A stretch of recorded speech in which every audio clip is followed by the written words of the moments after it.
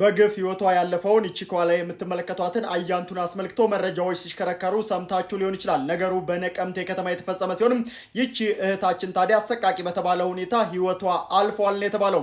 ህይወቷ ያለፈበት ሂደት ደግሞ በርካቶች ጥርጣሬ ውስጥ እንዲገቡ እያደረገና ቤተሰቦቿም ታዲያ ፍትህ ለአያንቱ እያልን ድምፅ እንድናሰማላቸው ጥሪያቸውን እያቀረቡ ይገኛሉ። ይቺ ልጅ ሀገር ሰላም ብላ ወደ ስራ ቦታዋ ትሄዳለች። ነገር ግን በድንገት ለቤተሰቦቿ ስልክ ይደወልና አያንቱ ከሰው ተጣልታለች ድረሱ ይባላሉ። እዛ ሲደርሱ ፖሊሶች አስክሬኗን ሲያወርዱ ቤተሰብ ይመለከታሉ። እስኪ አስክሬን የልጃችንን አስክሬን እንመልከት ብለው ሲጠይቁ እናት በፖሊስ እንደተደበደቡ ይገልጻሉ። ነገር ግን እህትና ወንድም እንደምንም ብለው አስክሬኗን ሲመለከቱ ጡት ማስያዣዋ የለም፣ ራሷን አጥፍታለች ለማስባል ያክል አንገቷ ላይ መሐረብ ተደርጓል። ከዚህ ባለፈም ደግሞ መሬት ላይ እንደተጎተተች የሚያሳይ ምልክት ማየታቸውን ይገልጻሉ።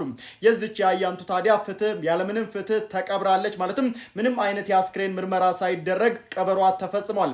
አሁን ላይ ታዲያ ቤተሰቦቿ የፍትህ ያለ እያሉ ይገኛሉ። በትክክል እውነትም በነቀምቴ ከተማ ህግን የሚያስከብሩ የፍትህ አካላት ካሉ የአያንቱን ሞት ሊያጣሩ ይገባል። ሁላችንም ዝም አንልም። ፍትህ ለአያንቱ።